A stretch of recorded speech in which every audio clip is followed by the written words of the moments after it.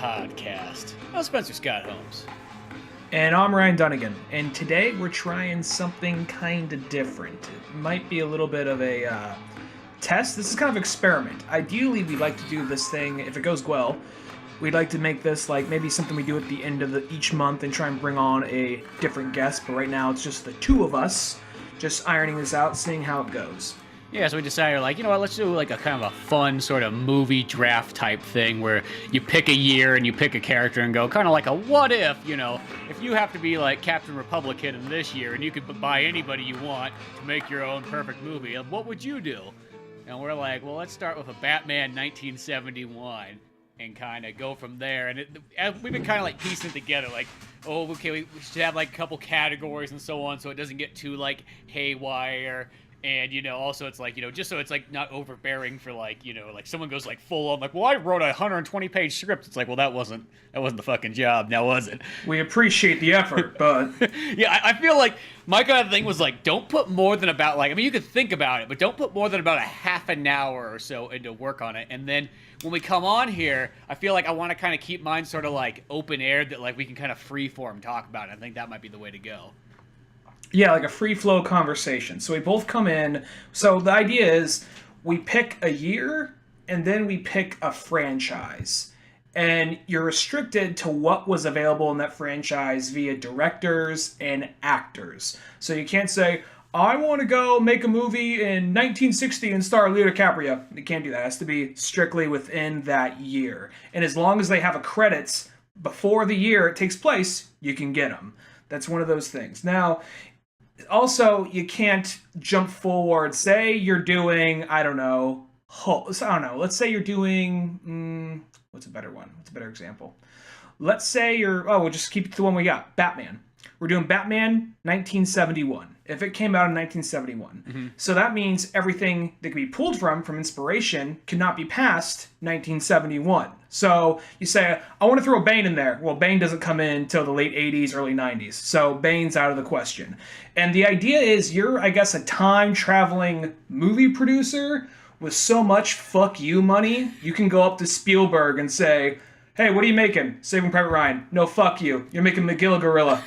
Exactly. You pretty much, you're that bear in the Spyro games, the Captain Republican bear who just steals all your rupees. Now, granted, at the end, you mostly always get to whoop his ass or something to get that money back. But, like, if that bear just hightailed it out of there before you ever caught him at the end, that's what you are. You're that bear of all the kind of money you can do whatever you want. You got fuck you money that you stole from a poor purple dragon. I never played Spyro, but I know eventually Elijah Wood voices him. Does he really? I heard in later games he was voiced by Elijah Wood. Oh, I didn't know that. I know that SpongeBob voices him by like 2 and 3. Oh, okay. That sounds about right. That sounds about the right SpongeBob, that'd be Sonic the Hedgehog as well, too. What? Wait. SpongeBob. Wait, was he? Wasn't he the Sonic the Hedgehog for like Sonic? Jaleel White. No, was I thought Sonic Underground or one of those ones had him in it before he did SpongeBob. Maybe I'm just making stuff up now, but I probably am just I think it was making shit Jaleel White for all the American stuff up to that point. But anyway, yeah, so another example, like, all right, say you're to do like a Sonic movie. You're going to do a Sonic Underground movie circa 2001. Good luck with that. Good luck. I'm curious about that. Now, I guess for people who might, if this thing goes well and we decide we want to reach out to other podcasters come on and, you know, make this like a 3-person show, just be kind of a rotating roster. I guess one thing to keep in mind is we'll give a couple examples, like what about this one, about that one, feel free to put in yours. But if you're not interested, you have every right to go in like, you know what, they picked Sonic the Hedgehog 1996. I don't give a shit about Sonic the Hedgehog. So mine is Keanu Reeves with blue hair on the track team. Then he has to outrun his coach, played by Danny DeVito, who always dresses in red and talks shit to him. It's like you could say like, so it doesn't have to be a good or accurate version of the movie. You could have the total fuck you movie if you want. Well, yeah, no, that's the freedom of the whole thing is you can either have like almost like the perfect movie that you can kind of imagine. You could have just the really fun movie if you wanted, or you could just have the stupidest, like dumbest choice. Like why not? Let's just see what happens here. Fuck the fans. This is what I think they would have done at this time if they made the movie and they didn't give a shit. Yeah, and I feel as we kind of go through, we'll kind of like iron out all the gears and everything and smoothing it up so it's like a working contraption. But I think it's always best just to like just stumble into it. You know what I mean? Just like, hey, we got an idea, let's go for it. You know, and I'm almost thinking what we can do for this one too is to make it so it's kind of even. We'll flip back and forth between your movie, my movie, your movie, my movie, or else I feel like next thing you know, it would be like, oh shit, we talked about my movie for an hour. Well, yeah, how about you get yours out and then we'll get out of here. Yeah. So that's a good way to go about it. Just to give you a heads up, I got 7 main people to talk about for the cast, and then I got my director, and then we'll go down, pick, like, you know, give a brief summary of the movie. So I'll let you go first. Okay, so we're doing Batman 1971. I'm going to go with my director right off the bat. That's what my choice is right here. And my director of choice for 1971 is Sam Peckinpah. Motherfucker. Okay, go ahead. Was that what you chose? It's okay if we have the same director. I realized I kind of thought about that. I'm like, should we let each other know before? I'm like, no, fuck it. Let's just go with it and see what happens there. Well, now I got my backup director because I feel like my backup director can make the same kind of movie. So, all right, you got Sam Peckinpah, motherfucker. All right. So, okay, I chose that, and then okay, should I go into the plot first or the actors first that I chose? Go into the short and simple of the plot.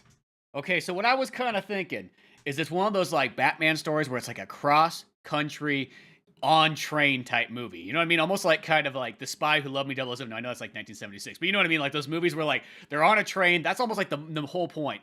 But what it is there's like, I was thinking almost somewhere like South America, or, you know, give it kind of that 007 feel, like we've gone off, you know, and Batman, or he's going as Bruce Wayne, technically. There's kind of like, you know, some kind of charity ball type thing on a train, but Batman knows something's up on here. So he goes in there as Bruce Wayne, takes Robin with him too, so he's got him as the ward and so on. I can't go without my boy.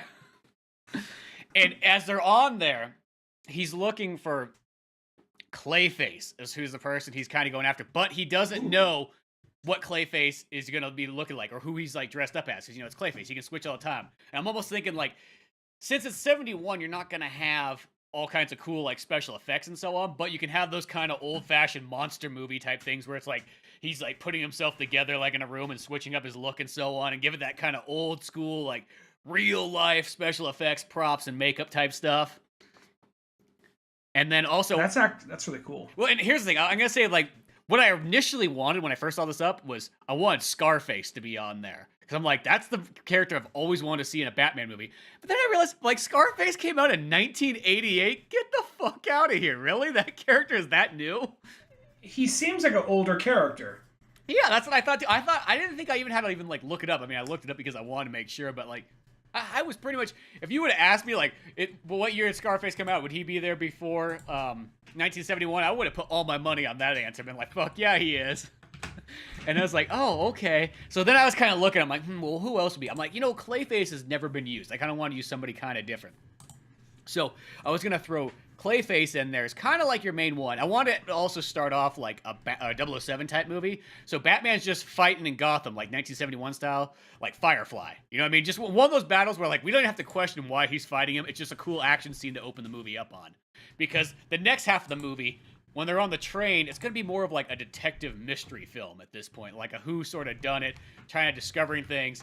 A lot of almost like Bruce Wayne kind of action type stuff that will, you know, in the end, you'll get a badass fight like on top of the train or something like that. You know what I mean? Against like Clayface and Batman and Robin and all that stuff. And then the other person I want to throw in there is like the mastermind kind of behind the whole thing, like the why Clayface.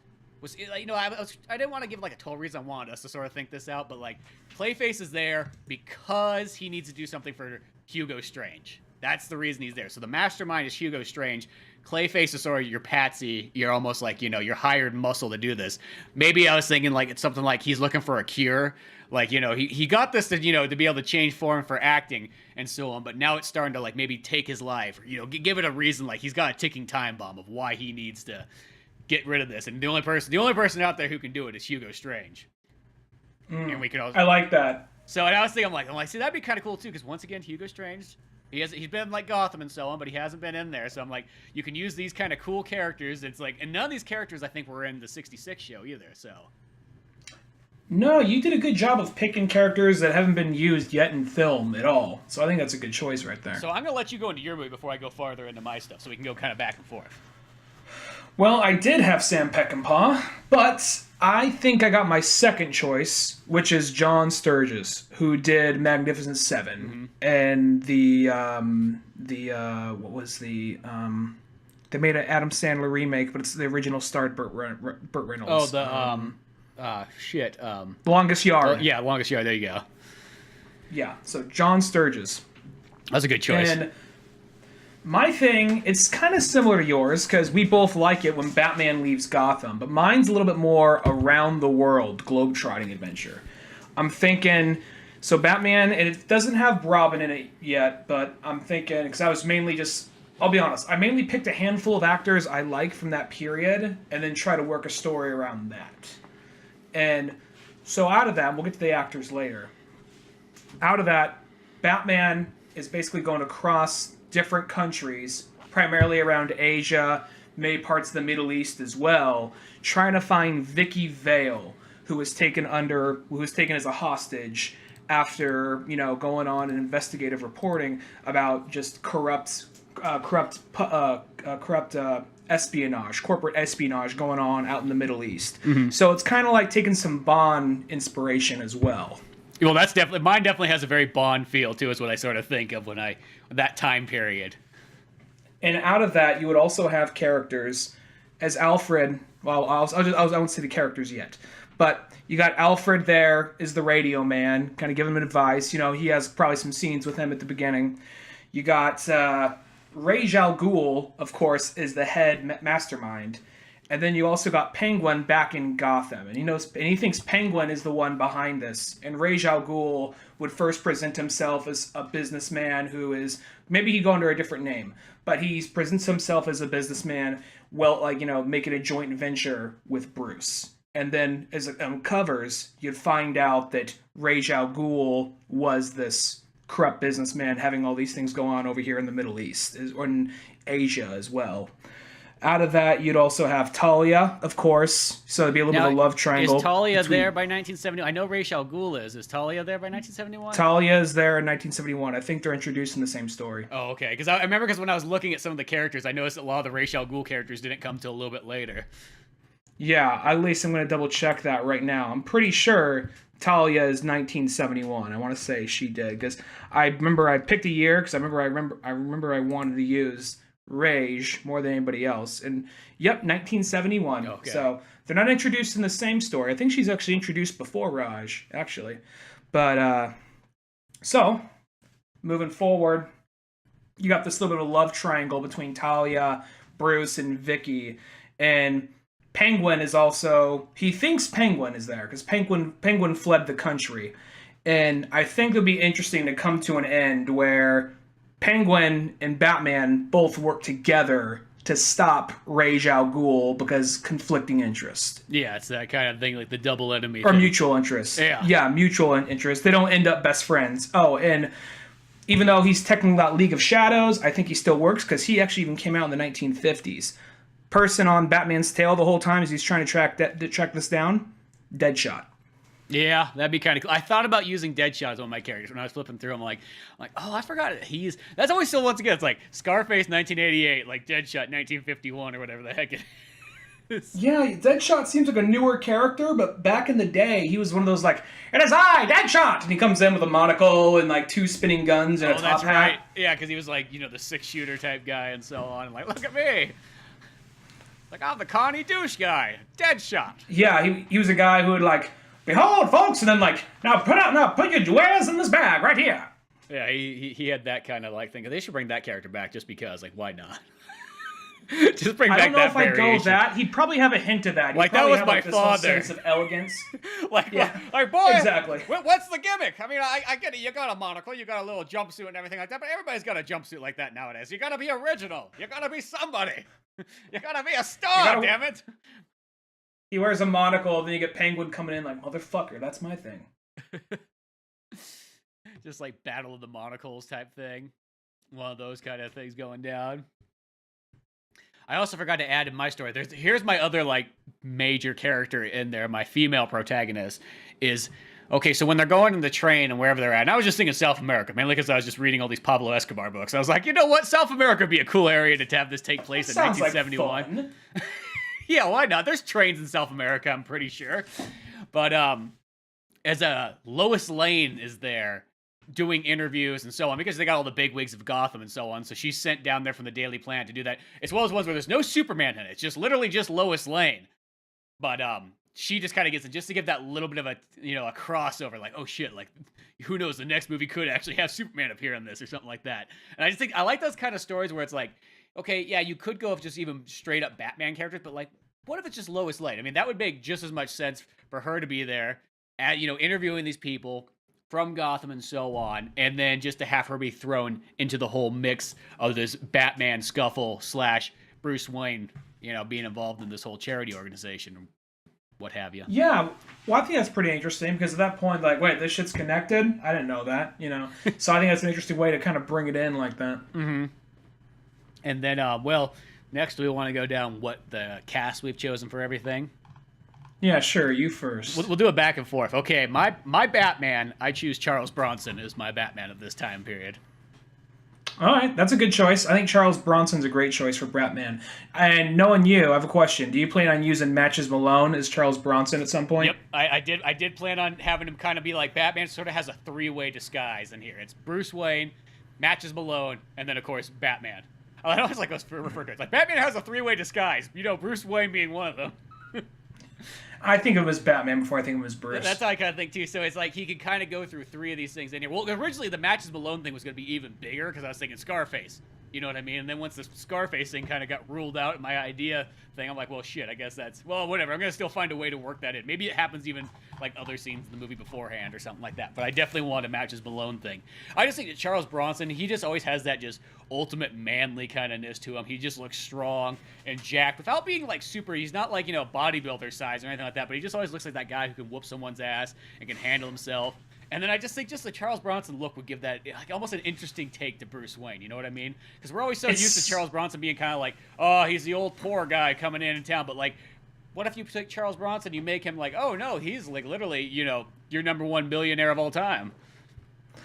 I can see that. It also seems kind of like proto Dark Knight Returns Batman, because at that point Batman was still just kind of like a guy who was in shape, but he wasn't this just beat up sack of meat that could still like give a pretty good punch. Mm-hmm. And I think Charles Bronson definitely gives that. Even when he was young, he looked like he just got out of the coal mine. Yeah. Like I want to say he was one of those working class actors who worked his way up. Like that's what a lot of those actors were back then. They were just guys who did some local theater. The right person saw them, or they did some radio. Like, hey, have you ever thought about being in moving pictures? Like, nah, but if it means I don't have to eat coal for breakfast, then sure, So that's how a lot of those guys were. And Charles Bronson, I think, definitely has the grit to be Batman, but at the same time, the guy was also in a cologne commercial where he was shirtless. So, like, all right, that's kind of Bruce Wayne-ish. Yeah, exactly. So I just feel like that would be kind of a fun take on there. You know what I mean? Like, just another, like, I kind of, like, tossed up some ideas. I'm like, obviously when you start thinking Sam Peckinpah and so on, there's almost like, well, Steve McQueen would be kind of a cool one, too. I know, granted, he's a, blonde-haired guy or whatever, but still, kind of like, that's like the proto-Val Kilmer, I guess, by that standard. Yeah. But I was like, no, Charles Bronson, that would be the way to go. I think that would be a cool one. Now, my Batman, I'm not going to lie, this is going to be kind of controversial, and it's kind of... A lot of people are going to say, fuck you, that's so weird, but at the same time, I guess I'm thinking of something you could only have at this time. So out of that, I'm picking Bruce Lee is my Batman. And that might seem kind of like some weird kind of SJW thing, but it's not really even that. It's just one of these things of Batman has always been one of the world's greatest martial artists. So at the time, who would have been that, on screen at least? Bruce Lee. And out of that, I think it would have been amazing to see an American motion picture by that point, because I don't think it was happened until 1972, I think, Enter the Dragon, maybe 71. But by that point, this is Batman, so probably Warner Brothers too, unless Columbia still had the rights by this point. And out of that, I think he'd still have his name be Wayne, and you could even kind of use the fact that he's Asian. It's like, okay, yeah, you're rich, but dude, you're not one of us. They could still kind of use some of that xenophobia and kind of push that against him, and not try and beat people over the head too hard of it, but still has one of those things like maybe Vicky Vale is was one of the only people that he really had a lot of friends in those circles. So when she goes missing, he says, "All right, I gotta go." She always gave me good press. She was one of the only. She was somebody I had a little bit of a fling with, and of all the reporters who always made some Chinaman joke, she was the only one that actually gave me some good press and was actually a good friend of me. So I owe her this. Well, that just also makes, I just think that makes for such like a cool, like, it's one of those ones that like in general you probably would never think of that as like, Bruce Wayne Batman, but you're like, oh my God, Bruce Lee. Like, who would argue that one? Like, Bruce Lee is Batman. Like, who would not want to see that? That right there is just such an amazing kind of concept. And I think that, yeah, because then it would, especially since you're going with the Ra's al Ghul thing and everything like that, you could really, like, own in on making it sort of like a Batman martial arts type movie. You know what I mean? Like, really focus on that. Because that's the thing about Batman. There's so many aspects to him. And, it's like, well, it's one's like, I know everybody always kind of, like, at some point in the movie, they're like, oh, I wish they did this, I wish they did that. It's almost like, there's only so many things you can kind of capture on. Batman, he's a martial artist. He's also a detective, he's also a superhero, he's also a billionaire. He's also got the gadgets. There's like so many different things. And it's almost like sometimes it's fun to sort of strip it down to like maybe one or two elements and just kind of focus on that. You know what I mean? And if you did kind of make it like, instead of being like, because I feel like since it's 1971, I mean, you'd still have some cool gadgets, like no different than like a Bond movie or something like that. But I think you could focus on like, oh, dude, he's really gonna like show off the martial arts skills, you know what I mean? And probably have like an old school type Batman costume so that he can move around a lot more. Because that's like how it like supposed to kind of be in the olden days. Is the whole reason you wore a lightweight suit so that you could be a great fighter. Where as time went on, Batman became more and more bulkier, like where he just has like armor on, like he's ready to walk into like a minefield. I think it would still have, if I could do it now, it would still probably look a little bit more practical than just like a gray spandex. Mm-hmm. But at the same time, I think I would put padding on there and make it still like flexible enough, something kind of akin to the Ben Affleck suit. And because that's what I love. That you can say what you will about Batman v Superman, but they got the suit down perfect for that movie. So something like akin to that. Maybe it looks kind of like it has that Solid Snake style kind of Kevlar around it, but still really flexible, Mm-hmm. Yeah, exactly. No, that'd be pretty sweet. And out of that, I'm also thinking this is kind of like, makes sense, like you said, makes sense to have Bruce Lee for that kind of thing, because out of that, it is like Bond meets Bruce Lee, meets a Kung Fu movie with a little bit of mystery and all that in there. See, that's another one. Now you mentioned that's like, you know what? That would have been an amazing movie, the Bond Bruce Lee movie. There's so many things that could have been so cool at that time period, But yeah, no, I think Bruce Lee would just make for like such a cool, like even if you call it like an Elseworlds type story, what I mean? Because that was still prevalent. The Elseworlds thing I think came out in like the 50s or whatever. So you could almost have it like that. So you could kind of change, you could change the Batman origin story just a little bit just to kind of fit it, but like still keep it like what it is. And I think it would work really well and just capture so many dynamic aspects of Batman. Yeah. You want to know what you want to know what my Robin is? Who's your Robin? Okay, this is since it's 1971. My Robin is Kurt Russell. Oh. Because he would have been like 20. I didn't even think about what he looks like. He'd be like 20 years old. This is like Disney Channel, or not Disney Channel, but like Disney Kurt Russell era and so on. And I guess it'd be kind of like, at first I was thinking somebody a little bit younger, but once I was like, oh, you know what? If I could have Kurt Russell, I'm going to have Kurt Russell. I don't care. I'll Chris O'Donnell this one. So he'll be just a little bit older in that kind of storyline. Yeah, I think that'd be pretty awesome. I'd see that. And I just think it's like, you know what? Because Kurt Russell, you know what I mean? All you got to do is just... Because some of those movies he has it where his hair is a little bit darkened and so on. Just, darken his hair a bit. Boom, there you go. Young Kurt Russell, that's your Dick Grayson. I guess I never thought of young Kurt Russell, but I can definitely see that, though. That's a good point. All right. Want to know who my Vicky Vale is? Who's your Vicky Vale? Shirley MacLaine. Oh, that would be a good choice. Because I'm thinking Two Mules from Sister Sarah. She had that because she was playing a nun in that movie. For those who haven't seen it, it's a Clint Eastwood romantic comedy that's also a Western, so something for everybody. It's one of those things where she is playing a nun, then you find out she's not really a nun. she's actually a whore helping with the Mexican Revolution. So she plays the sweet, innocent lady, like the sweet, innocent young nun who's like, wow, you look pretty good for being a sister. And then as time goes on, you find out she's like this fiery badass. So it's one of those things like... I love that classic line. You look pretty good for being a sister. Well, that came out wrong. But you know what I mean. Well, no, you know what I mean. No, I wasn't thinking of that. I definitely wasn't thinking of it like that. No, I just meant like, a nun can't be that good. You're a nun. There's a reason you became a nun, right?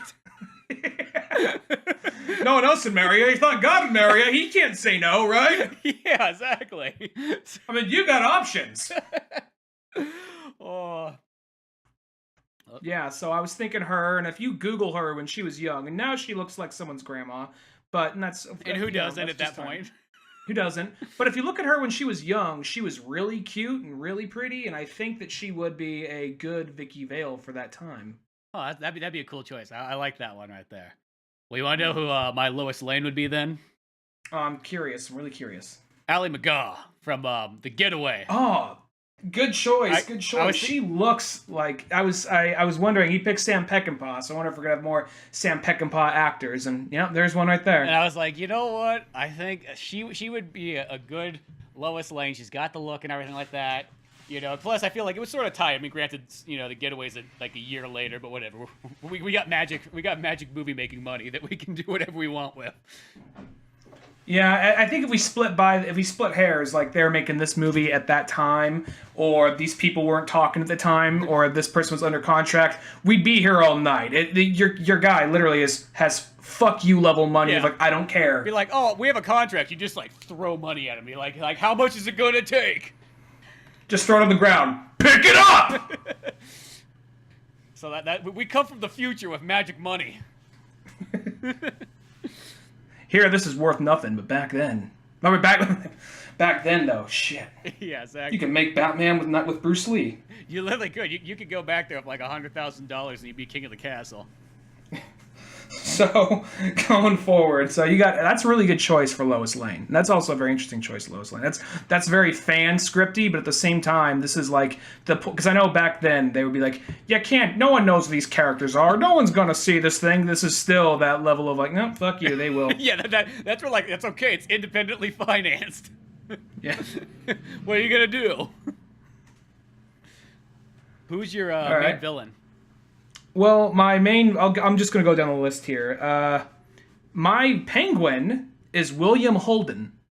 Oh, that's a cool choice. I like that one. Because he's always... The thing about William Holden is he's always an old, fat guy who's complaining about something. He's, a lot of the time, kind of like, in Towering Inferno, he was this kind of just this... I'm tired of this shit. He's kind of like a cheapskate millionaire to some extent. And then in Wild Bunch, he was the angry old cowboy who's only just going through the motions now. He can't really do this anymore, but it's all he knows. But then I'm thinking, I bet he could play Aristocratian if he wanted to, but do it kind of like he's not really that. How do you put it? He's not really that classy. He's this guy who likes to think he's classy, likes to come off as classy, but as soon as the door closes, he's like, give me the fucking bottle of booze, just like chugging it. I don't need a fucking glass, like that kind of thing. I think he could be that guy. He doesn't have to go whack, whack, whack. He doesn't have to do that, but I think you could still have kind of like, he can maybe walk with a hunch or some shit like that. I like the idea of him just being an angry crime lord, and what's this? His umbrella happens to be armor plated and it has a machine gun attached to it. I think that's a cool, fun choice. You know what I mean? And plus it gives it that kind of edgy feel for like that time period, so you're getting kind of out like the wacky kind of over the topness. I'm thinking, I'm dosing a little bit of like, all right, what if Christopher Nolan did Penguin, and what if he was in 1971? That's kind of what I'm thinking for that particular character. Oh, that's a cool choice. I like that one. Thanks. Well, for my Clayface, this is who I chose for Clayface. Lee Marvin. Lee Marvin. Remind me, Lee Marvin. He's in Point Blank. He's also in The Dirty Dozen. He's the main sergeant guy, or not sergeant. Oh, good choice. Good choice. That is. I'm looking at him right now. That is I remember this dude. That is a perfect choice for Clayface. Yeah, don't you think, like, Lee Marvin in there? It's like, I'm like, oh, dude, that would be sick as Clayface, you know what I mean? Because he'd have that kind of, like, old school actor kind of feel, you know what I mean? And so, well, of course, he is an old school actor, but you know what I mean? But still have that rough and tumbleness that would give Clayface kind of, like, a good fighting chance against, you know, Batman. Plus, watching Charles Bronson fight Lee Marvin, come on. Come on. I thought you were gonna do something like Lon Chaney or something, but no, Lee Marvin's a good choice. Like I could, plus also with a thing like that gives you an opportunity to have some cool body horror type shit. Because the original Clayface was a guy who would put on some makeup and some putty and change his face to whatever, and in time he became this giant lump of clay that could turn into whatever. Mm-hmm. I think the idea of, you know, this gives an opportunity for some real good horror effects. Maybe he has part of his face sagging down, and maybe one of his fists looks bigger and deformed. And it's kind of like you said, it's old special effects, but you'd have to change it the next shot. Maybe there's a scene where you could do stop motion animation where you see his hand forming and kind of changing, you know? Yeah, well, because I was still thinking it kind of like old school Clayface. Like, he wasn't like the total, like, clay monster walking around. He was more like, it started with, like, the putty and everything like that to kind of, like, change his face for the acting. But, like, you know, you kind of write something that we're like, okay, well, by using this stuff over and over and over, it starts to become one with you and so on. And then, yeah, you do have it where, like, it's got just weird shots where, like, his face is falling apart and he needs to get more clay in to kind of get it back together. And, yeah, his hand starts to become, like, it's, like, less of a hand and more solid as time goes on and so on. And it's kind of doing, like, you know, Batman's obviously solving this. Like, he does, like, I want to have it so that Batman really has no idea who Clayface is. He doesn't even know he's an actor or anything like that. Like, maybe, like, that stuff's, like, not given away. You know what I mean?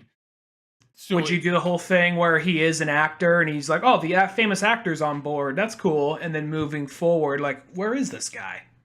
Yeah, I would have it like that. I try to do it, like, in a way. I mean, those are always those ones where it's like, you know, you'd have to sit down and really write your script out and make it kind of nice. But yeah, keep it sort of like, at first it's just the actor. I mean, granted, like, you know, I think of it in 1971, most people ain't gonna know who Clayface is, so I can get away with being it like the surprise character.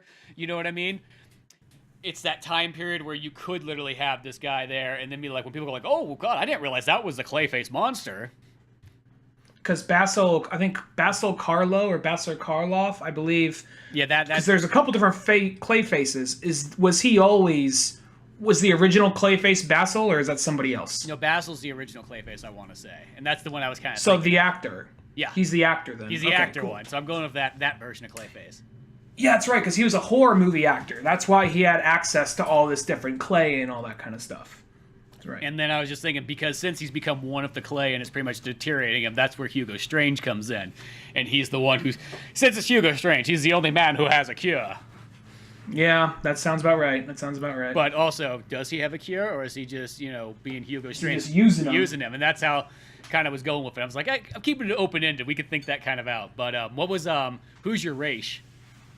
My Ra's al Ghul is Yul Brynner. Oh, I like that choice right there a lot. Magnificent. Let him grow out a mustache, maybe a little bit of a beard. He'd be walking around in the suit most of the time. Well, that's the thing, too. People always kind of forget. Yul Brynner, I feel like he was sort of like the Rock of that time period. You can't really tell what he is exactly, like what nation he comes from, unless somebody tells you.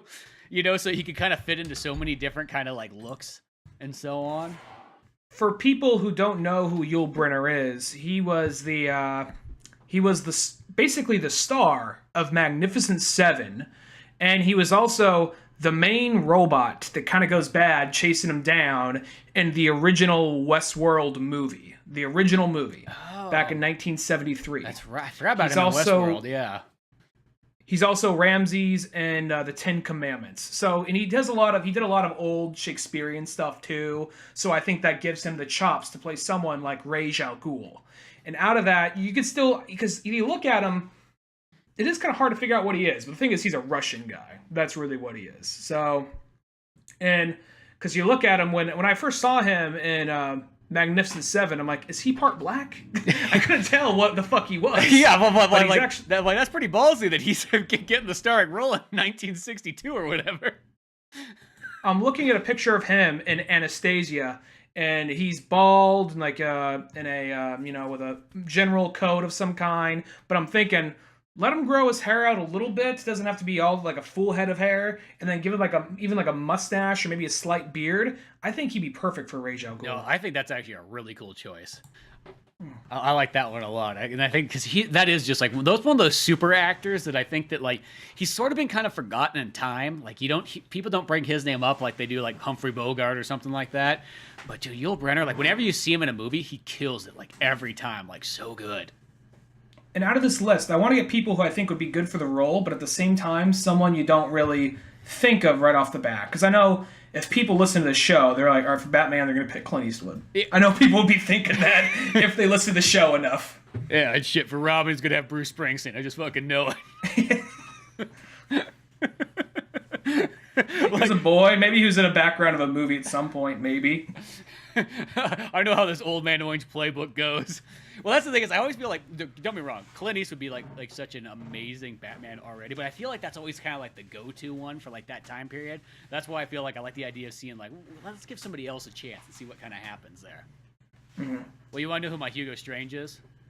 Who's your Hugo Strange? Okay, you might not know his name, but you'll know the character he plays at least, and that's Dwayne Jones. Do you know who Dwayne Jones is? I don't remind me. I don't know if anybody really does, but he's the main character of Night of the Living Dead. Oh, really? I'm like, think about that, because that guy, like, because that's the thing about Night of the Living Dead that you always kind of forget, because that movie always gets called like a B movie, but it's like, dude, the acting in that movie is always so top notch. Every time I watch that movie, it's just one of those ones like it holds up so well. I'm like, dude, Dwayne Johnson? No, Dwayne Jones though. That I think he would be a very cool, interesting choice for Hugo Strange. Because that's the thing about Hugo Strange, too. He's one of those kind of guys you can kind of give him, like, multiple people can kind of play that character. And just, like, it's almost like race doesn't really matter when it comes to Hugo Strange, You can just, anybody with a beard. It's kind of like, on Gotham, they put, what's his name from Jurassic Park in there? The Doctor. Yeah. I forgot his name, too, but there's Dr. something, yeah. Let's say B.D. Wong. That it? I think that might be it. Yeah. Well, I was getting confused. Is B.D. Wong that, or is that the character from Crazy Taxi? Could be him. No, it is B.D. Could be him too. Yeah. The guy's like, all right, we're gonna have some fun. I want to say that was DJ or something. I think he had a name like DJ and Crazy Taxi. Like, all right, there's always like name, two black. His name is something like B.D. something. It's very similar. Yeah, something like that. Well, that's a really good choice. I didn't think of that. No, because I just think that guy, like, I don't know what else that guy's in to tell you the truth, but that was just what came to my mind. I was like, oh, dude, Night of the Living Dead would have just came out. It would have been like, let's just give this guy another shot. He'll play like, kind of the head villain, though. I feel like you use Lee Marvin because that's really the biggest actor of the time period. So you're doing the kind of like the Jack Nicholson and Batman. You know what I mean? Where switch it's like, kind of thing. Yeah, because even like Charles Bronson, think about it, like he wouldn't have been that big. People would have known who he was, but he's always been background characters in like the '60s. You know what I mean? Mm-hmm. He hadn't had really like a starring role. I mean, there might be something here or there, but the '70s is when Charles Bronson sort of gets big. So that's almost like you're giving him sort of the start, but you're using Lee Marvin, who's already a super established actor, as your like kind of main villain. But then you throw this kind of curve that like, oh, there is this other guy here too. And we're really at that time, those are characters people didn't know that well. Because Batman, people still didn't even know Batman that well. And what they did know, general consensus, was just from the 66 TV show. Yeah, exactly. And that was my kind of theory. Is I was trying to choose the characters that were not in the 66 TV show because I wanted it to be like as fresh as possible. Like who are people who have, even at this day and age, aren't even on the the screen yet. I mean, they're on like the TV screen and so on, but like they haven't been in a big full motion picture yet. Hugo Strange and/or Clayface. Yeah, I mean, I'll be honest. Like I said, mine was I was going with my cast before my characters, but at the same time, I think I'm still happy with who I have. But I like that you picked characters that people we still have not really seen even in the screen today, or at least the big screen. Yeah. And then sorry, 1 second. I was say internet's acting up here. 1 moment. Oh, okay. Well, I was just gonna say, what other main characters did you have in your movie? You had Alfred. Did you pick an Alfred? I did. I picked, this might seem like a weird choice, but it seemed a little odd, but at the same time I could totally see him playing him. Vincent Price is my Alfred. That's a total Alfred right there. That would be a cool one, too. You know what I mean? Just give him... He already has the Alfred look in a lot of movies. So just to, like, use him and be like, yeah, and since you're using him kind of almost like modern-day Alfred, where Alfred's, like, kind of like there on, like, the codec. Like, what do you need, Bruce? What do you need? He'd do that, and I think he would also be good at giving a lot of like the smart-ass comments and all that kind of stuff. Mm-hmm. Like almost just being kind of, he'd almost be like your comedy relief character. I thought about, I wasn't too sure if I wanted to throw Alfred in or not, if it was going to kind of overwhelm it. Because sometimes I feel like since I got Robin there, it's almost like maybe I don't need Alfred as much as like sort of a main character. But at the same time, I might have him. I wasn't too sure, so I didn't really write him in exactly. So yeah, Vincent Price for my Alfred. But beyond that, what was your other main character that you had? Did you have another one in there, or was that all of them? I had two more. Okay, you go for it. Now, I'll be honest, I don't know much about this actress. I just know that she is ridiculously beautiful, and she's a Bond girl. Caroline Munro for Talia. Oh, is that the one from Our Majesty's Secret Service?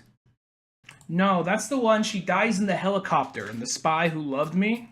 And she also takes him on that. She was actually in a lot of genre, because I looked her up. I was thinking, like, I should probably look for a Bond girl. And I was thinking Bond girl. I was like, oh yeah, there's that one girl. And she pops up in a bikini for a second, and she takes them in, like, I think the sub as they go around, they check the area out. Then later she's chasing them down in the helicopter. And I looked her up, and she's actually does, in the 70s and late 60s, she did a lot of science fiction and genre stuff at the time. And I think something like Batman, I mean, she has the whole badass seductive thing down. Just Google Caroline Munro. You're like, God damn, she looks like she'd be Talia. Yeah. So. Well, no, I know exactly who you're talking about now that you mention it. And it's like, no, that's a perfect choice. And that's really the way to go. Is I think, like, a lot of times you could really cast an entire Batman movie using just Bond characters. You know what I mean? Or just Bond actors and actresses. Because I feel like they would fit. I mean, geez, just think about it. You could have Sean Connery play Bond. You know what I mean? Like, who is going to argue that one? I mean, I don't know how. He's obviously going to be a Scottish Bond because I don't know what you're going to do there. Yeah. It's one of those things. I mean, I think a lot of Bond girls. I think Batman really dates a lot of Bond girls when it gets down to it. Maybe they're not called that, but if they're not in a cape, they're essentially a Bond girl, because they're usually like an assassin or an heiress to some fortune that has like some secret agenda going on at the same time. Or they're a thief. Yeah, really, because at the end of the day, like, Batman is so close to 007. It's like it's like they always bring up things more like, oh, Sherlock Holmes, which of course, yeah, and of course there's the Dracula and other things like that. But Bond is really that other thing that like Batman is like just as much as, if not even probably more than other things out there. Bond is very, very 007. And then Zorro. That's the other original type. Yeah. Zorro, Sherlock Holmes, Bruce, and Bond. So anyway, then I got one more. I guess my cast is just a little bit bigger. As the guy hunting him down, Deadshot, just the assassin chasing down Batman while he's trying to figure this mystery out. And I got James Coburn. Oh, that'd be a cool choice right there. I like that. Yeah. Plus, he's kind of going back to his Western roots. And he's always a good guy. So the idea of seeing him as a bad guy in this. Yeah, that would be kind of, that's an interesting way to go. Well, that's how I kind of thought about a lot of them, because, in the olden days, that's when you kind of had like, no, you're one or the other. People couldn't switch back and forth, left and right, or it's kind of like, there's some countries too where like they're like the audience gets confused. I think it's China that's what it is. Like if the hero switches to a villain, the audience just doesn't understand. It's just like that just makes them sound like they're retarded or something like that. Like what? They don't get it. Like what do you mean? How is that not that he's always does good? Why would he change on us? It's like this is a movie. What's a movie? I thought this was a newsreel. Really? That's something they say, that people just get confused and the good guy goes bad or whatever? I want to say it's China. In the olden days, like you could not, like Bruce Lee could not play a villain whatsoever. Jackie Chan could not play a villain back in the olden days. Maybe it was just one of those things, people just saw him as a good guy, so they didn't want to see him as anything other than a good guy. Well, that's what I'm thinking it more kind of is, but like it's like literally like it almost had that like wrestling thing when people feel like, oh, these people aren't in on what's going on here. Nobody's like told them how this works. That like the deep South wrestling fans. Yeah, well, they're just like, oh, it's like they still think it's like they don't realize it's entertainment and a show. You know what I mean? That's why it's so cool. Like, not like people, not like, all wrestling fans. Majority of them by this point know, but the ones that think that, like, the guys that are, like, in, like, a barn somewhere in, like, a Louisiana swamp and just, like, we're gonna do some wrestling. Like, those guys, like, oh, those guys probably think it's all real. Yeah, exactly. You get this. I remember being at like a wrestling match. I just remember in Tennessee, like one of those like Billy Bob wrestling type places, and it literally like we were looking around the audience, and it's like they definitely did not. They either were just so into it that they went beyond that, or yeah, they just weren't. It was like well, it's one's like they were taking it almost a little too serious to the point where it's like, oh, it's okay. I see they're getting angry. They're getting riled up. There's a riot that might be happening anytime soon now. Careful, you might get an army of rascal scooters trying to gang up in that ring. Luckily for them, there's no wheelchair access. Yeah, that's the saving grace. But yeah, and then who was your other last character in there? You said. Oh, that's everybody for me. Yeah, that's my main cast: Batman, Vicky Vale, Penguin, Ra's al Ghul, Talia, Deadshot, Alfred.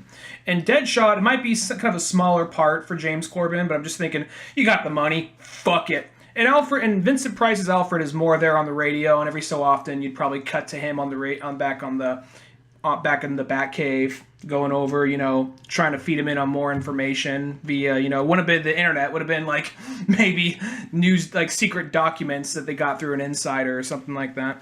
Yeah, exactly, like one of those kind of things. The only character I didn't actually like figure out who I wanted him to play was the Firefly one. I wasn't too sure who would be a good choice at that time period. Because I feel like, if you're going to have it at the very beginning, you'd obviously probably wouldn't have a big actor. I know you have kind of like that money that you could have it. But I feel like you would need somebody kind of somewhat, maybe not up and coming, more just like maybe someone who just works the rounds. You know what I mean? The kind of people that are like, they're in tons of movies, but you never know what their name is. Mm-hmm. Yeah. I imagine that. You can probably, give a horror film actor like a shot at that one. Yeah, exactly. Someone who's usually in makeup or a costume anyway. Mm-hmm. I think that's definitely true too.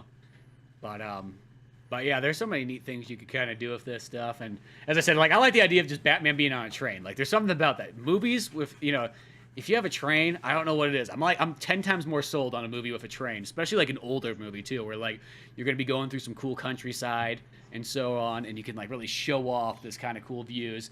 Plus, I think just like the one thing that we can all kind of say is that like there's never really been a Batman detective movie at the end of the day. Like the Dark Knight's always like the closest one. No, there hasn't really been one that has a heavy emphasis on detective stuff. They have like detective moments, but never really a big emphasis in And that's where I feel like that's what I'd like to do is like you start the movie off with like a really cool action scene and so on. You get people hooked. You know what I mean? But then once it goes to that, it becomes literally like not like murder mystery, but like you literally like a kind of like whodunit, like we're tracking things down, solving clues and so on.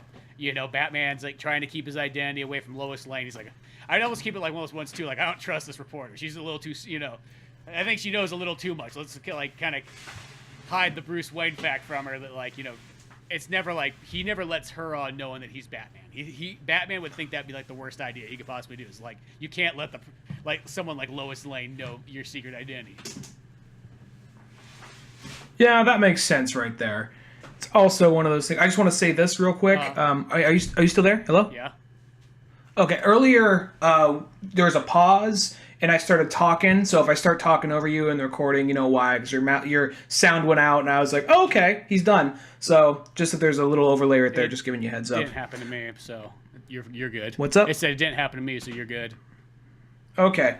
Well, I think the idea of Lois Lane, of him like trying to keep that from Lois Lane, is a good idea right there. Especially I think would you do the whole thing with like as he's trying to keep it from her, like because Batman's not really known for comedy, but every so often just a little bit of comedy. Would you have the whole thing like, she's like Bruce, I need to borrow your room for a minute or your bathroom. And he's like still in the suit and he has to like find a way like, oh fuck, how am I gonna do this? Something kind of like that. Yeah, you could still have some moments in there and so on, but I think the whole thing is like. You use it like you would think that like in a movie in the 70s that would be like the love interest character, and it's like I think it should be the exact opposite. Like he could care, like Bruce Wayne could care absolutely nothing about Lois Lane. He almost doesn't even like sort of like her in a weird way. Like he almost has like I don't trust her kind of attitude. So that almost can provide just a little bit of comedy as well too, where maybe like Dick Grayson's like, well, she's not such a bad person. You know what I mean? Don't you dare talk. Dick Grayson maybe has a thing for her. Yeah, maybe even has something like that. That'd be kind of fun. Like Dick Grayson's the one who's like actually kind of like that. Like no, you can't go. You whatever you do, you gotta stay away from these reporters. I should know. Gee Willikers, Batman, but If I give her a little bit of info, maybe she'll suck my dick. No, that's what they all say, Robin. Trust me, I've been there. That's why. And next thing you know, when you think they're coming back, they're not. They're down at the studio recording something right now, or it depends who it is. I mean, if it's a Vicky Vale, she's down there fucking using the goddamn camera to tell about all your fucking Bruce Wayne secrets on TV. And if it's Catwoman, she's stealing. 1969. Who do you think started it? Took a minute to get going, but shit, I had to buy TMZ and all the newspapers that came out about that because I couldn't text back then. But yeah, sort of have that there, and I just think the idea of just doing like, you know, just a full on, it's a mystery. You know what I mean? They're solving things. They're on a train. They're kind of keeping identities, you know, undercover and so on. Batman's able to sort of... And almost that mixed thing where Batman has multiple identities kind of going on. Clayface has multiple identities going on. And they're both kind of going back and forth. Whatever they're going for exactly. I'm not exactly sure. I just kind of threw it down like it's some type of charity ball on a train. One of those gimmicky things you would have saw back in the day. What about this? What at some point someone sees... Matches Malone kill somebody. So when he's in the Matches Malone outfit, he's got, you know, security guards and all that going after him. Yeah, that'd be kind of cool too. And maybe he sets it, since it's Batman, he sets it up so it does look like Matches Malone killed somebody because that's what he wants to draw attention. Or you know what I mean? He'd have a reason behind why he did it. Yeah, that way you don't get all the attention on Bruce, but you still give him a moment where he has to get out of there and kind of like a daring escape kind of thing. And I imagine since it's a train, there'd be moments where they stop in different towns. So would there be moments where, say, they stop in some exotic town somewhere and he has to deal with something over there? Yeah, exactly. I thought there'd be a couple stops along the way just to kind of break up the train because, you know, not saying you can't do a movie the whole time on a train, but I thought that, like, no, it should break it up a couple times. Like, it's this sort of like, maybe like, I don't know, let's just say it's like a 5-day trip or something like that. So it has like, you know, a time period or a time for maybe even a week-long trip. Yeah. That sounds a pretty awesome one. And I think, and as I said, I chose South America just because I was just all these Pablo Escobar books that I was kind of reading, and so I was like, you know what? Is that weird thing? You're like, you know, South America sounds pretty cool. Well, plus you could even, oh wait, no, I almost said, like, you could actually go, like, Kotor Maltese. Like, oh wait, that doesn't happen until 88 or whatever, so never mind. But Kotor Maltese, who knows, maybe that's something from another Batman book and just a reference that Frank Miller pulled. Yeah, exactly. You never know there, but yeah, I just thought that, like, because, you know, South America is one of those areas that gets about probably the least amount of exposure of anything. You know what I mean? It seems like a movie's going to be shot in every other continent before it goes to South America. You know, unless it's Brazil. Brazil's like maybe like one of the only places you ever see. It's like, when was the last time you just saw like, oh, well, they went to Argentina for like a whole movie? Yeah, it doesn't happen too often. The furthest they ever go is Mexico. They never really head down to Argentina, Brazil. Maybe, I don't know, I can see... not even South America yet. I know, but I'm saying that's the furthest they go. It's not even South America. I'm just saying... Don't you dare go to that side. Unless it's one of those ones This where is like, far enough. Unless it's one of those movies where it's like, Colombia drug lords. Oh, okay. You know, like, we'll do a bombing run on it. You know, there's those kind of movies. But for the most part, like... Yeah, there's just not enough South America stuff. And plus, I feel like when you have a South America movie that's not like Colombia drug lords at the end of the day, because... You know, there is more that happens in South America. I hope people know that. I mean, I know the Colombian drug lords is a big thing, and that's really what revolutionized their whole country. But still, or continent. No, I think that is an interesting area for a Batman script to be, because not a lot of Batman rarely leaves Gotham, and when he does, it's never down south. Yeah, exactly. And then where was it in your story that you wanted to globetrot from? Well, I'm thinking some places like around Egypt. I'm thinking to kind of also give it a little bit of that sense of, I can't believe, like Lawrence of Arabia. Like give it that kind of example, that kind of thing that went on to inspire things like Indiana Jones and whatnot. I know Indiana Jones is more like Doc Savage and whatever.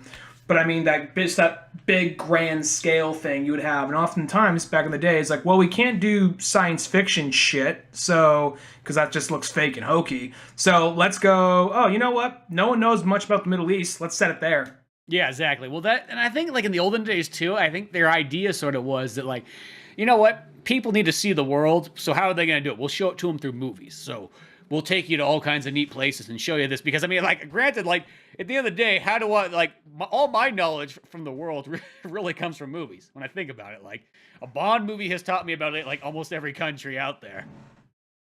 Yeah, so people learned it from movies or probably newsreels or newspapers or National Geographic or whatever. So I think the idea of like, kind of harkening back to some of those older movies that was usually, I mean, just out of stereotype, it was usually a white dude hopping around from different countries like, he is one of us now, that whole thing. But in this case, it's Bruce Lee doing it. And I think that he's just chasing down Penguin and also while trying to find Vicky Vale, thinking that he is. I'm thinking a lot of Egypt. Maybe I haven't really. I just kind of know. I'm just got more visual locations. I'm thinking Egypt. I'm also thinking somewhere in China. Not because he's Bruce Lee, but just because I'm thinking that would give you a cool opportunity to have him fight a bunch of guys in a martial arts dojo, and like not just the standard dojo you would see in a Bruce Lee movie, but something grand, like a big temple of some kind. Mm-hmm. Yeah. So some kind of ancient kind of Ra's al Ghul type temple thing. Yeah, where maybe there'd be a Lazarus pit there or something to that effect. Yeah, no, I can see that being pretty sweet too. And just having those cool spectacle sites, because that's like something that you don't really get in modern movies nowadays. Is like when you have this like, oh, dude, look at this massive location that's totally awesome, and you know that everything there is real. Mm-hmm. And I also like the idea that he's tracking down Penguin because Penguin is just, he's a crime lord. He's tracking him down. He thinks he kidnapped Vicky Vale, or he had something to do with Vicky Vale's disappearance. But as he's going on, though, and the guy he's doing business with is Ra's al Ghul. Because maybe Ra's al Ghul comes in and is like, yo, man, I got this miracle cure-all right here. It's going to revitalize people. Maybe he's taking elements of Lazarus and putting on the market. But he's kind of keeping the majority of it for himself. Mm-hmm. And his idea is to charge the fuck out of it to anybody with the disease. Yeah, I could see that, because that's something like I've never seen that ever mentioned in like a Batman book where Ra's al Ghul, like, how does he like really get all his money at the end of the day? Like maybe it's like he does have like a funding operation of where he sort of sells tidbits of like the Lazarus pit, It's maybe releasing some kind of like disease, and he has the cure-all that's going to help with that disease, kind of like snake eating its own head snake eating its own tail kind of thing. Well, it's also too, you think about it, like, okay, like say if you were like Tom Cruise fucking rich, and like someone's like, yo, Ra's al Ghul's got this fucking Lazarus pit, you could fucking be acting in movies for like the next 100 years, he would fucking take it, you know what I mean? Mm-hmm. Yeah. Tom Cruise would whip out the Tom Cruise magic credit card and fucking like, he would buy that. So there's people out there who'd be like, fuck yeah, I can live 100 more years. If I just take this and put it in your own bath water and soak in it for. It's got like instructions on it, like a little like cartoon, like Ra's al Ghul on the side. Like just like blank form, like, oh yeah, Lazarus, the newest thing. Yeah, but you know what I mean? Like you could, I mean, like really, like when you think about like 100 years, like what is that worth? That's like a total like priceless investment. Like if you had $100 million, that is so worth it. You know what I mean? So worth it. Mm-hmm. Yeah, because that would give you so much more time to make even more money, to do even more things, and so on. So I feel like Ra's could just like really jack that price up and really like say, hey, come and get it. Well, at that time period, it wouldn't be like 100 million. It's like nobody would come and get it. But you know what I mean? Like, let's just say in like 1971 prices, he could sell it for like almost like $5 million or something like that. It's still astronomical, but it's something that, mm-hmm. the richest people in the world be like, yeah, fuck it, I'm doing it. Mm-hmm. Another thing could be is he's trying to track down who he thinks the Penguin is getting in on all this shit. He's maybe learning about the demon's head and hearing all the, like, as he does his investigation, globetrotting around, finding all these different, I think Penguin is actually jacking my shit right here. He's this has traces of that shit that Rage was selling me. And then going around, hitting up other points, learning more about the rumor and the story of the demon, and he brushes it off as superstition and bullshit. Then he gets closer and realizes, oh wait, this is real. Not only is it real, it's the guy I'm doing fucking business with. And maybe Talia is along with him for a portion of the ride, so he thinks she's on his side. And at some point, maybe we think that Vicky is kidnapped, but Vicky's not kidnapped. We find out that she was just in deep investigation, and Penguin was just been kind of a red herring this whole time. I kind of like that idea. Would you give it sort of like that Indiana Jones feel where it's really realistic, and then all of a sudden, like at the very like last 20 minutes, it almost goes fantasy, and you're like, oh shit. And you could even do the thing where this was all a setup by Rage to see, are you worthy enough for my daughter? Because I see everything else you've done. You've got here. No one else ever got this far. So you can still bring in things from that story. Yeah, exactly. You could kind of pull it in and be like, yo, even though, like, that's a good question if that storyline part of it was, like, there yet or whatnot, but... Oh, fuck, yeah, that's a good point. Because that character's, like, so brand new in 1971. Well, Talia was there, and so was Raish. So let's just say, hypothetically, you can jump the gun right there. Well, once again, that's how I also feel. You have that kind of money that you could go up to, like, Denny O'Neil or whatever and be like, yo, what racial all ghoul stories you got coming up? Yeah, that same thing. So, I think that would be interesting right there. I'd be up for that. I think that's a cool idea and so on, too. There was one thing I was thinking of. I got drawn blank now on the heck it was. Well, whatever. Never mind then. So, as far as that idea was going. Was there any key scenes you would have liked to seen in yours? Well, I picture, like, mine also, like, and since I say it's 1971, that I feel that, like, you would have Batman in the costume, of course, but you could almost keep him out of the costume quite a bit. And I know that's mostly always, like, that weird thing. It's like, you're making a Batman movie, you're going to have it out of the costume. Like, well, 1971, you're also going to want to sell Batman as very serious, too. So maybe just having him in his Matches Malone, in his Bruce Wayne one, and then saving it so that, like, when people are invested, here's Batman putting on the costume and you understand why. I think it's like, okay, now this almost feels like Mission Impossible, but in, like, 1971, having a battle between Clayface and Batman on top of a train, going through South America. You know, I mean, when is a battle on top of a train never not a cool thing? Yeah. Especially if you did it, like, at night or something like that. Mm-hmm. Exactly. So you have it up there, because if you do have Batman, you don't want to have him in the suit in the daytime sometimes. Yeah. Well, I think that daytime, it varies. I think people were complaining in Dark Knight Rises how it looked dumb in daytime. I don't think it looked dumb in daytime. I can see how 66 looked kind of silly when it's that bright, but that was the idea. It was satire. So, but at the same time, though, I think that something like, I think you could still do a cool, interesting, realistic suit in that time. It's just one of those things, their minds weren't there. They're just like, all right, let's try and get the thing that's on the page on the screen.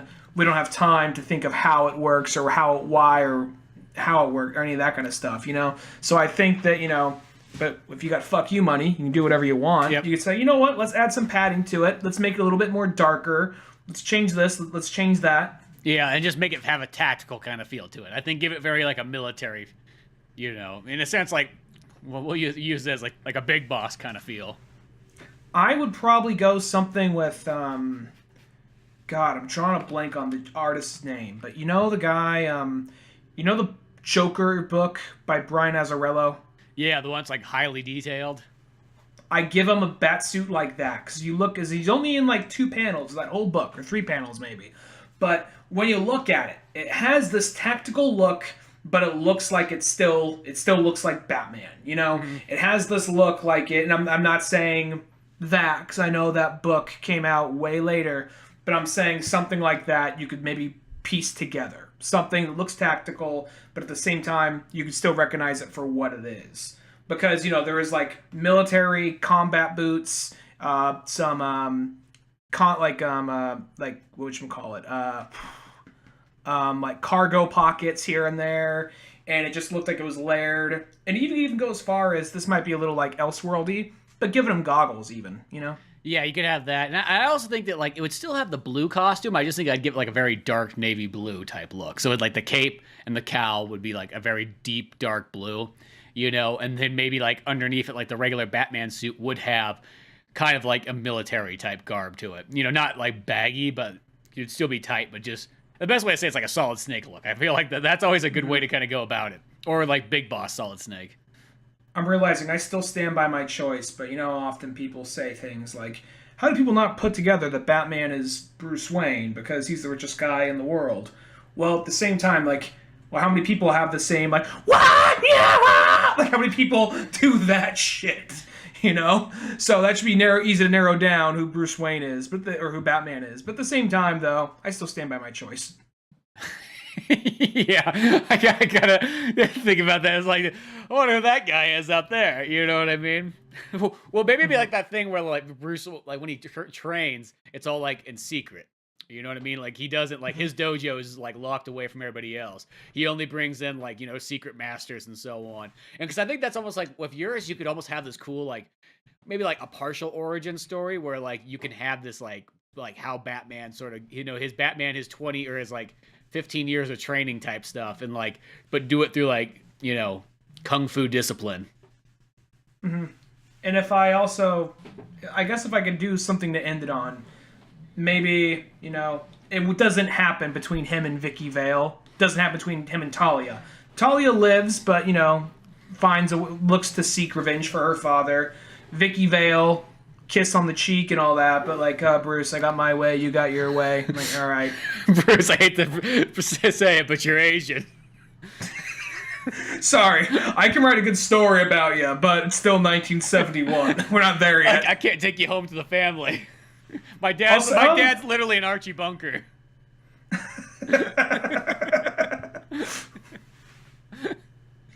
Well, I'm thinking not even that. I'm just thinking like, I'm not even thinking that. I'm just thinking just the whole thing of like, he's just too dedicated to fighting crime. He could probably have like a sex scene with one of them or something, but at the same time, 1971 or both of them. Both of them, fuck it, both of them. Why not both at the same time? We got fuck you money, yeah. Talia would be down, I bet. She might be kind of giving like a dirty look to Vicky the whole time, but yeah, sure, why not? Throw that in there. Yeah, there. It'd be one of those ones. Be like, it just happened. Yeah, they got high off Lazarus fumes or some shit. Yeah, you'd find a way to go about it. No, I wouldn't really do that. I don't know if I put it in a three-way between that, but I mean, it's one of those things where I don't know. The whole relationship, I don't really think that part out, but I think I'd end up with Vicky Vale. Like, thanks for maybe she already kind of knew to some extent that she was Batman, that he was Batman, but she never revealed it because she didn't want to ruin him. To kind of give her a little bit more credit than just being the damsel in distress. Yeah. Well, that's how I kind of feel too, even with Lois Lane. I'd like to give her kind of like that. I mean, I know this like in 1971 it's not there as much, but give her like she is the really like the ultimate reporter, like she kind of is nowadays, and so on. And she doesn't care. She'll like put herself into danger, but not like in a damsel in distress. Like she can like take care of her kind of self, but it still throws off Batman and Robin like when that's kind of going on. Like what the hell is she doing up here? Like she's the one who would get up on top of the train as well. You know what I mean? To get to another car to break in. To find out like okay what's like hidden in these files here or so on. You know what I mean? She wouldn't care about that kind of stuff. Like almost I would almost say I'd make her almost more ballsy than Batman. You know what I mean? Like, Batman wouldn't take certain risks that Lois Lane would go for. Well, she is a lot of times more ballsier than Superman because she can't do the stuff Superman does. Like, he's like, what the fuck are you doing? You're making my job so much fucking harder right now. Well, I think in Superman, too, she kind of was like got to the point where she realizes that, like, shit, I could step off a building, there always going to be somebody there to catch me. Just saying.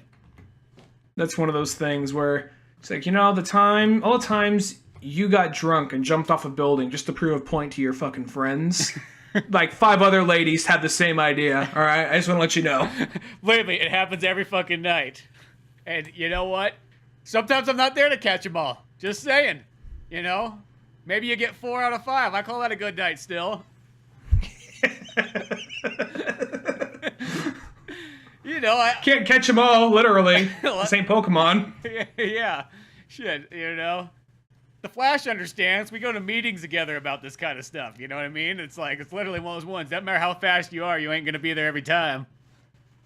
Yeah, I mean, he catches someone in Central City.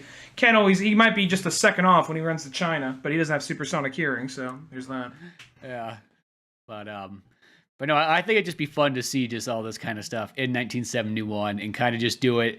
Give it that 1971 feel. Like, it would have that very grittiness to it, the dirty feel. That's what I've always loved about, like, that. That late 60s into, like, 70s.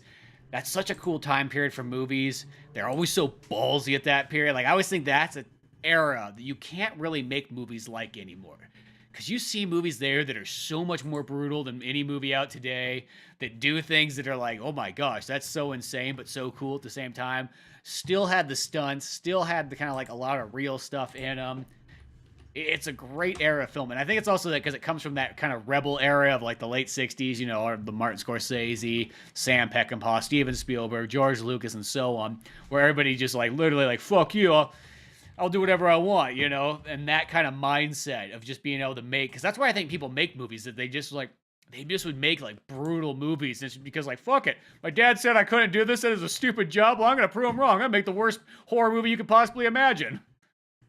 Yeah, and I even like, you know, the idea, like you pick and we both picked Peckinpah, but I had my backup. I knew we both would, so my backup, like I said, was John Sturges. But even though this is '63, he did things like The Great Escape, which is, well, wasn't that Great Escape? Only a few guys made it out. Yeah, it's like, let's just say it was more like, you know, it was a good escape for some, not for many. Yeah, so it's one of those things. Like I think he was. I'll be honest, I don't know all his movies that well. The ones I do know, I know really well. Like Longest Yard, I love. Even though I'm not a huge football fan, I love that movie. Joe Kidd, which is a Clint Eastwood movie, was really awesome. Same thing with Magnificent Seven, so Great Escape is a fun movie too. So just one of those guys that I think that really would add to that hard-hitting. Even though he worked a lot in the 60s, I think he has a lot of like 60s and 50s. I think he has a lot of that hard-hitting flair that something like this would need. And I think Peckinpah is a perfect choice for that too. Yeah, just got that total tough guy attitude and so on. Well, it's like there was one other director I kind of thought, it was like in the back of my mind, I'm like, you know what else would be kind of interesting is what's his name? Sergio, drawing a blank. Sergio Leone? Yeah, Leone, there we go. I was like, you know what? Because he would have been came off right off of Once Upon a Time in the West. So I think that like that would have been like, you know, why not? Let's just see what he does. Yeah, well, then let's roll these dice. Because, you know, that movie's like just one of those most massive Westerns ever made. I mean, people still talk about that one to this day and age. So having him come on and be like, well, what's he doing next? He's doing Batman next. Wait, what? Well, someone said fuck you and threw down a wad of money. Yeah, well. You know how we all like money. But yeah, I think this is a little fun, different way to kind of break up the podcast, have something kind of to talk about, kind of go in depth and so on. You know, let us know your feedback on it, what you thought. You know, my only kind of thing I wonder is like, hopefully it's not too confusing when you have two different stories, and then if you had three stories in there and you're going back and forth, I wondered if that might be a little bit on the confusing side. I'm not too sure. I think we kind of kept it clear most of the time. But I think we did, but I think if you're listening, that might have been like, going back and forth might have been a bit much. I'm not too sure, but I try to always think of it like that, so that might make it that would it be best to have maybe one person do it at a time and then everybody else sort of like chimes in their extra ideas? That could become chaotic too at the same time. I'm not too sure. That's just how these things are. You don't know until it kind of happens. Well, we'll figure it out, but at the same time, though, I think that I would like to get on other people from this show, and if, you know, if anybody hears this, I'm not pressuring you. I'd like to, you know, get the guys from Home Video Hustle on there, like Brent or PJ or even Wes from Via VHS. So yeah. But yeah, I think it'd be kind of fun. There's all kinds of stuff we could do with this, and I think there's just cool eras that you can just take things into. You know, take things from the olden days and even put in the modern, vice versa. Go back in time like we did, and yeah, it's just definitely different and definitely fun. But as I said, let us know what you think. You know, send us a message either on Twitter, like at Spencer S. Holmes, at Dunigan Ryan, you know what I mean? Or we also have our email at oldmanorangepodcast@yahoo.com. Let us know what you think. Until then, go to oldmanorange.com for more podcasts, comics like Pizza Boys, you know, movies, cartoons, all that fun stuff. Till then, I'm Spencer Scott Holmes. And I'm Ryan Dunigan. We'll see you some other time. Later, folks. Thanks again for listening to the Old Man Orange Podcast. Sure, check out oldmanorange.com for more podcasts, cartoons, music, animation, and a whole lot more. We also have the Old Man Orange blog going with all kinds of fun stuff. If you easily want to support the show, use one of our Amazon links either on the website or in the description of the podcast below. Rate, review, and subscribe to the show either on Podbean, iTunes, Spotify, YouTube, Newgrounds, or anywhere else that you seem to get this podcast from. Grab the sitcom-styled comic book Pizza Boys on either Comix Central, Comixology, or Amazon. Want more podcasts? Check out the Indie Comics Club over at Comix Central. I also got a workout website called Thor's Hidden Gym, filled with fitness tips and tricks, videos, and a whole lot more fun stuff in the calisthenics world. Talk to us on Twitter at Spencer S. Holmes and Dunigan Ryan. Like our Facebook pages of Old Man Orange Productions and Pizza Boys Comic. Thanks again. We're out of here.